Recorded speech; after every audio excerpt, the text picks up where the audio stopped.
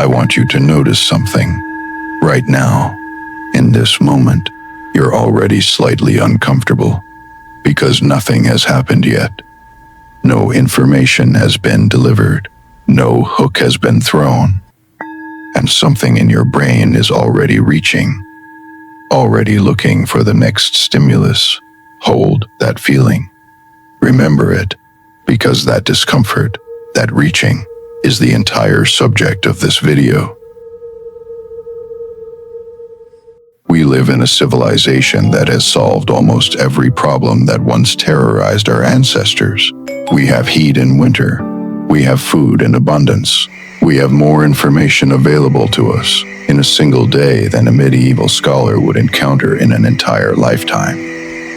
By every external measure, we should be the most at peace generation in the history of our species. And yet, a curious thing is happening. Depression is at historically unprecedented levels. Anxiety is the defining diagnosis of our era. The ability to simply sit quietly, to do nothing, has become for most people almost physically unbearable. In 2014, researchers at the University of Virginia ran a study. They placed participants alone in a room, no phone, no books, no music, and asked them to sit quietly with their own thoughts for 15 minutes. They were given one option if the silence became too uncomfortable. They could press a button and deliver a mild electric shock to themselves. 67% of men and 25% of women chose the electric shock over sitting quietly with their own minds. Something is wrong. Not with those people, with the world we've built. But here's what almost no one is talking about. This is not a new problem. It is a new symptom of a very ancient war. Every major civilization that preceded ours, without exception, had a word, a practice, and a philosophy built around the deliberate cultivation of inner stillness, not as a spiritual luxury, not as a reward for hard work, but as what they considered the foundational technology of human intelligence. The ancient Taoists called it wu-wei, non-doing, not laziness, not passivity, but a precise, disciplined state of non-interference through which, they believed, the deepest intelligence of the universe could speak. The ancient Greeks and Romans had Otium, unstructured, purposeless time. But they didn't consider it the opposite of productivity. They considered it the prerequisite for it. The Stoic philosopher Seneca wrote that it is not that we have a short time to live, but that we waste much of it. His prescription, do less, deliberately, radically. The Vedic tradition of ancient India described 4 states of consciousness, not 3, as we typically recognize today. Beyond waking, dreaming, and deep sleep, they mapped a 4th state they called Turiya, a luminous awareness that underlies all the others, a state accessible only through the deliberate dissolution of directed thought. The ancient Egyptians had a concept embedded in their spiritual texts that scholars have struggled to translate for centuries, a state they described as the mind becoming like still water, so that it could perfectly reflect what was above it. And in the Christian contemplative tradition, the desert fathers of the 4th century walked into the Egyptian desert specifically to master something they called Hesychia, sacred stillness. They weren't escaping the world. They believed they were accessing the part of the mind the world was blocking. 5 civilizations, 5 continents, 5,000 years, all pointing at the same thing. What did they know that we've forgotten? And more disturbingly, why does it feel like we've been made to forget it? Let's go deeper into each of these traditions, because what they were describing was not vague spiritual poetry. It was a precise, reproducible technology of mind. The Tao Te Ching, written by Laozi approximately 2,500 years ago, is one of the most translated texts in history and one of the most misunderstood. At its center is wu-wei, literally not doing or without action. But Laozi was not telling people to be idle.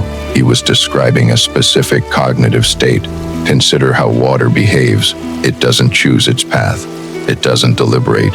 It doesn't construct a strategy. And yet, it carves the Grand Canyon. It finds every crack in every rock. Given enough time, it shapes everything. This is not weakness.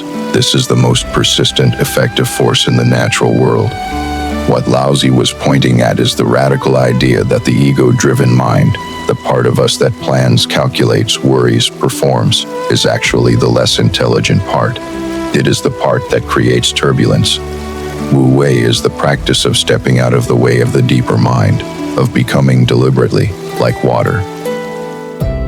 Zhuangzi, Laozi's philosophical successor, illustrated this with the famous story of a cook and a butcher's knife. The cook had been using the same knife for 19 years without sharpening it. When asked how this was possible, the cook said he had learned to follow the natural structure of the animal, to slip his blade into the spaces that already existed, to never force, never hack. I glide through such great joints or cavities as there may be, according to the natural constitution of the animal. The knife, the mind, remained sharp because it was never used against nature. It was used with nature. This is Wu Wei. And for 25 centuries, Taoist masters devoted their entire lives to mastering this precise cognitive state. Here is the question that should stop you cold. What if the most powerful version of your mind, the version capable of what the ancient masters called effortless action, is not something you activate by trying harder? What if you activate it by stopping? Let's talk about Otium, because this is the one that should make every modern person genuinely angry, once they understand what was lost. The Roman word odium is typically translated as leisure, but that translation is catastrophically misleading, because in our world, leisure means Netflix. In ancient Rome, odium meant something far more demanding and far more sacred. Otium was unstructured time set aside specifically for philosophical reflection, reading, conversation, and above all, the cultivation of inner stillness. It was considered not just valuable, but essential. The great Roman senator Cicero wrote extensively about odium as the prerequisite for negotium, meaningful public and civic work. The Romans understood that without regular odium, the mind became coarse, reactive, and incapable of the kind of deep thinking that civilization required. Seneca the Younger, perhaps the greatest Stoic philosopher, wrote a remarkable letter in his final years that feels almost unbearable to read today. He wrote, "Gather and save the time that has been stolen from you or snatched away, or has simply slipped by. Convince yourself of this, that it is as I say.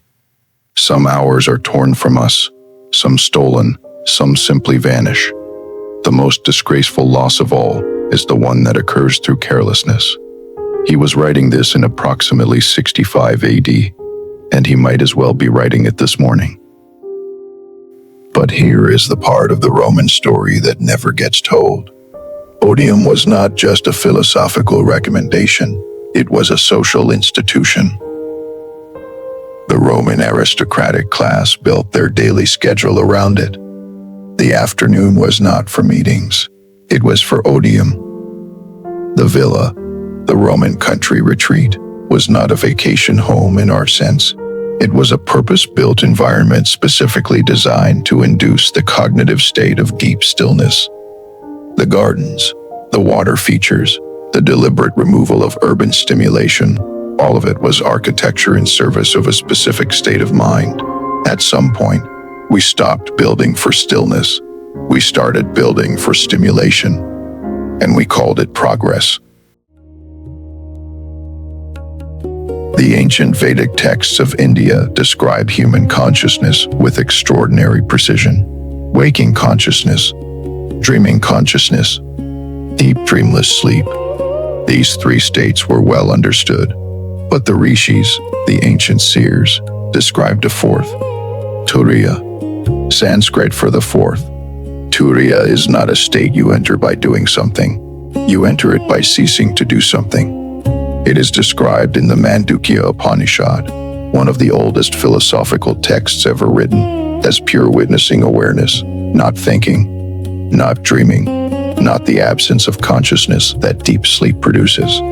something else entirely, a luminous, still awareness that is always present beneath the other three states, like the ocean beneath the waves. The claim of the Vedic tradition, and this is the claim that should make a modern neuroscientist sit up, is that this state is not mystical, it is functional. Regular access to Turiya was believed to produce qualities we would call enhanced creativity, moral clarity, emotional stability, and an extraordinary capacity for what we might today call systems thinking, the ability to perceive patterns within patterns.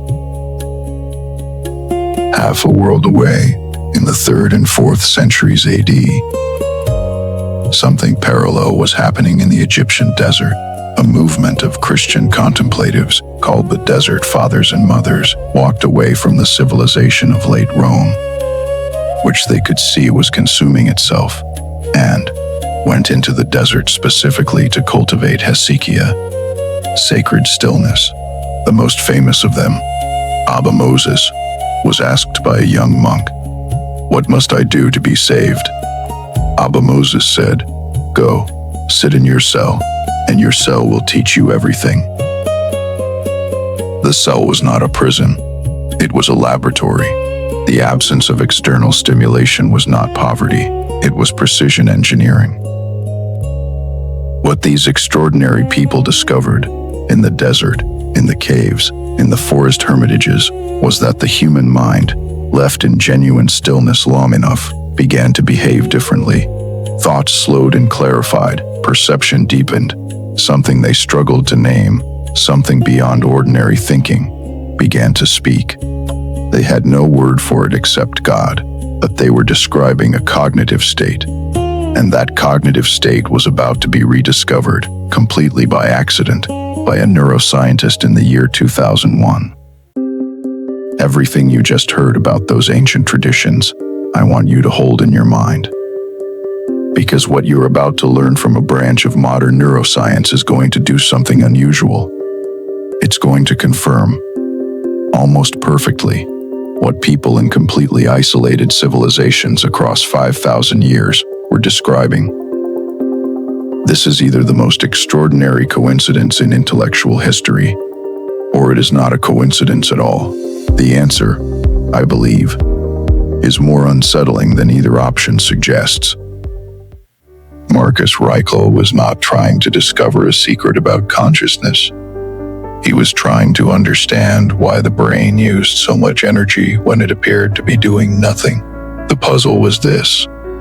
When neuroscientists placed subjects in an fMRI scanner and gave them cognitive tasks, reading, problem solving, focused attention, certain brain regions lit up. Expected, understood. But when those tasks ended and subjects were asked simply to rest, to let their minds wander, something unexpected happened. A completely different network of brain regions activated. Not less activity, different activity. In some regions, the resting brain was actually consuming more energy than the task-focused brain. Raichle named what he'd found the default mode network. And for several years, the scientific community largely dismissed it as background noise, the brain idling between important tasks. They were spectacularly wrong.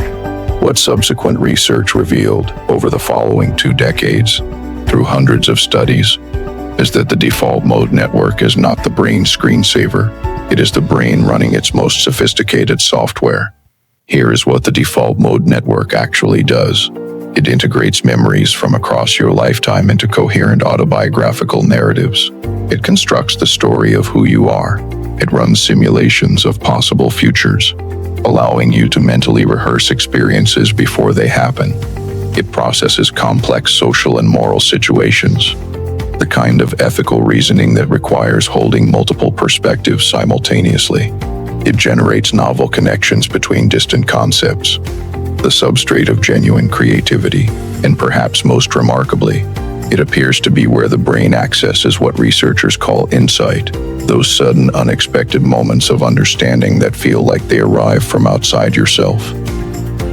Shower thought, the dream that solves the problem, the walk where the answer appears, These are not accidents. They are the default mode network doing exactly what it evolved to do, in the only conditions under which it can operate, conditions that require you to stop, to do nothing, to let the directed mind go quiet. Turiya, Wu-Wei, Hesychia, Otium. The ancients didn't have MRI machines, but they had something perhaps more valuable: thousands of years of careful, systematic inner observation. They found the same territory the neuroscientists just mapped. They just approached it from the inside. Now let's talk about what happens when the default mode network is chronically suppressed, because this is where the science becomes genuinely alarming. Every time you direct your attention at an external stimulus, every notification, every task, every podcast, every scroll, your brain's task-positive network activates. And this is critical. The task-positive network and the default mode network are anti-correlated. When one is active, the other is suppressed. They cannot both run at the same time. This is not a design flaw. This alternation was designed by evolution for an environment where stimulation was episodic: intense hunting, then long rest; deep engagement, then deep stillness. The system works beautifully in the environment it was built for. The problem is that we have built a civilization that delivers continuous, unrelenting stimulation, 24 hours a day, 7 days a week, and never ever builds in the recovery phase. What does chronic DMN suppression look like in practice? Research suggests the following: reduced capacity for creative insight, diminished ability to process complex moral and social situations, weakened autobiographical memory integration, a literal degradation of the coherence of your sense of self, increased difficulty imagining future scenarios accurately, which impairs decision-making, and immeasurably reduced ability to understand other people's inner experiences, a form of attenuated empathy that is not an emotional failure, but a neurological one. We are not just stressed, we are becoming structurally, neurologically less capable of the things that make us most human, not because we are bad or weak, but because we have accidentally built a world that starves the part of our brain that makes us wise. Now here is where it gets interesting, because meditation researchers have discovered something that the ancient masters would recognize immediately, and that should prompt a serious rethinking of how the modern mindfulness industry operates. When long-term meditators, people with thousands of hours of practice, enter a deep meditative state, their default mode network does not go quiet. It transforms. Researchers at Yale University found that experienced meditators show fundamentally different DMN activity patterns than non-meditators. The self-referential chatter, the anxious ruminative loops, diminish significantly, but the deeper functions of the DMN, integration, insight, the quiet coherence of deep awareness, appear to amplify. In other words, what the ancient masters were cultivating was not the absence of mind. They were cultivating the highest function of mind, with the noise removed. Wu-Wei points at, this is what the Desert Fathers were trying to teach. This is what the Vedic tradition calls Turiya. Not nothing, not blankness. A specific, trained, functional state of neural coherence that our directed, task-driven minds cannot touch. There's another finding from the neuroscience literature that I want to sit with for a moment. Researchers studying the relationship between mind wandering and creativity ran a series of studies in which they gave subjects a creative task, generating as many novel uses for a common object as possible under different conditions. One group worked on the task continuously. Another group took a break and performed an undemanding task that encouraged mind wandering. The mind wandering group significantly outperformed the focused group on creative output. The ancient Greek concept of the muse, inspiration arriving from an external source, unbidden, when the conscious mind stepped aside, was not superstition. It was a precise phenomenological description of how insight actually emerges from the default mode network. The muse was never outside them. The muse was the part of their mind they had learned to listen to. The question we haven't asked yet is, How did this happen? Was the suppression of stillness an accident, a side effect of progress, or something more deliberate? The honest answer is, it is both. And understanding the difference matters. The first blow against stillness was not digital, it was industrial. When human beings moved from agrarian life into factory labor in the 18th and 19th centuries, something fundamental changed in the structure of daily time. Agrarian life had a rhythm, intense seasons of work followed by genuine fallow seasons. Even within a day, the nature of physical labor created natural pauses, the body demanding rest, the mind drifting. Factory labor introduced a new temporal tyranny, the clock. And with it, for the first time in human history, the explicit moral equation of idleness with failure. Any mind wandering was literally dangerous. Machines could injure the inattentive worker. Productivity became the supreme value, and stillness became its enemy. By the mid-2013th century, this industrial logic had colonized not just factories, but offices, schools, and eventually homes. The television brought stimulation into the one place the pre-modern world had reserved for rest. And then, with extraordinary rapidity, the smartphone completed the project. Stimulation is now available everywhere, at every moment, with frictionless access. There is no longer anywhere to hide from it. But here is the darker layer. Because what began as an accidental side effect of industrial production has, in the 21st century, become something more intentional. The attention economy, the multi-trillion-dollar industry, built around capturing and holding human attention, understands the default mode network far better than most users do. They're not designed to inform you. They are designed to prevent the one cognitive state in which you become capable of critically evaluating what you're experiencing. They are engineered to keep your task-positive network continuously active, to never allow the stillness in which wisdom, discernment, and genuine insight could form. In a very precise neurological sense, these systems are designed to keep you just below the threshold of wisdom. The ancients built entire civilizations around cultivating wisdom. We have built the most sophisticated infrastructure in history around suppressing it, and we did it largely by accident, and then, when the accident proved profitable, deliberately. And now we come to the part that should make the mindfulness community, of which I want to be genuinely respectful. The global mindfulness and meditation industry is now worth over $9 billion.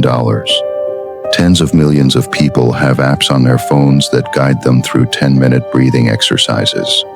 Corporate wellness programs offer meditation sessions between back-to-back meetings.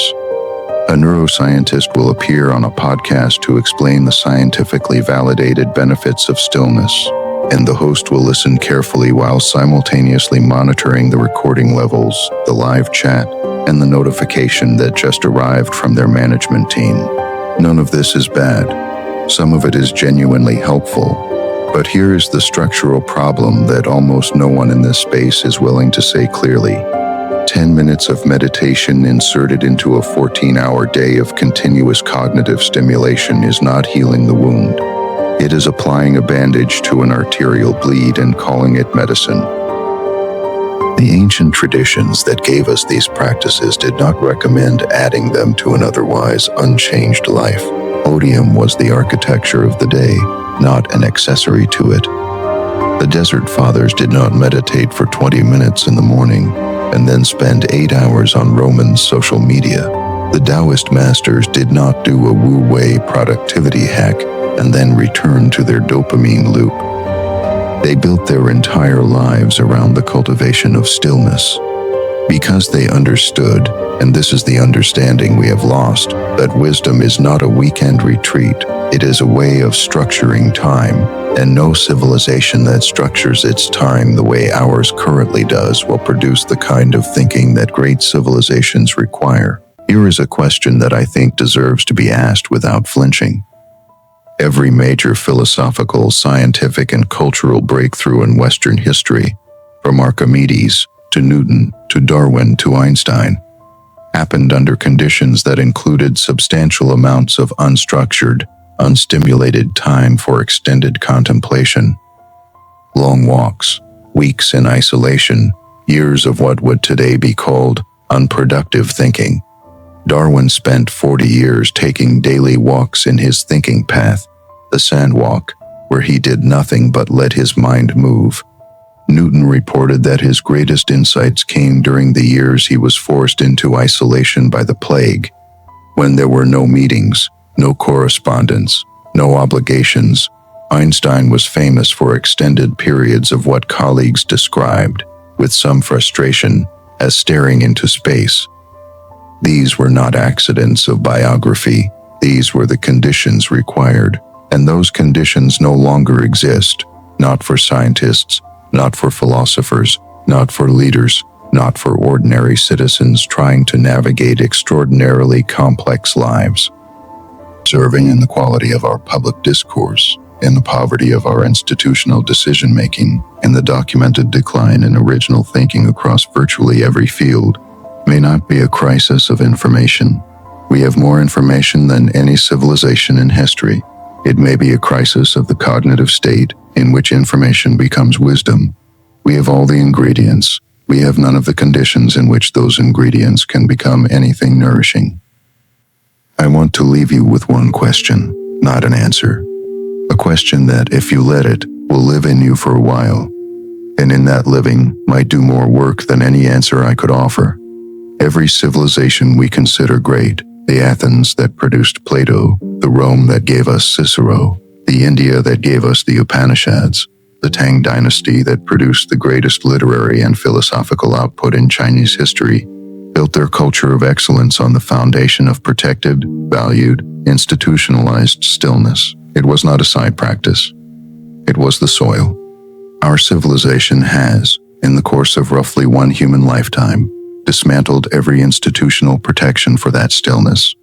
The contemplative traditions have been monetized. The educational systems have been restructured to minimize unstructured thought. The spaces that once protected solitude, the long commute replaced by a podcast, the waiting room replaced by a phone, the evening replaced by a stream, have been colonized by stimulation, and our civilization is producing, objectively, measurably, less of the kind of thinking that built the Parthenon, less of the philosophical architecture that produced the Stoics, the Vedantins, the Taoists, less of the original scientific insight that once defined Western intellectual life.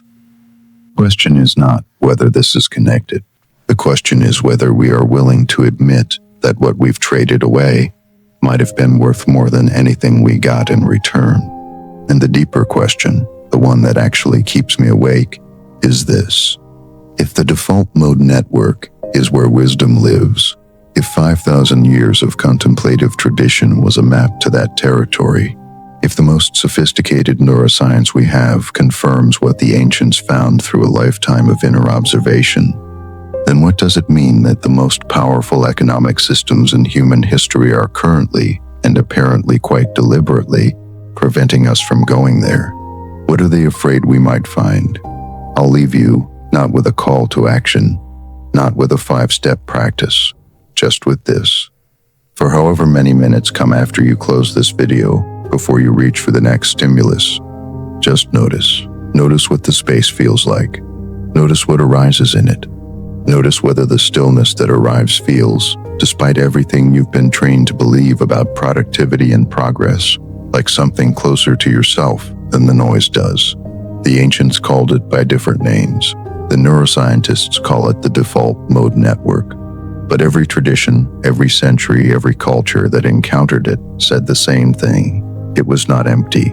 It was the fullest place in the mind. It's still there. Underneath all of this, waiting.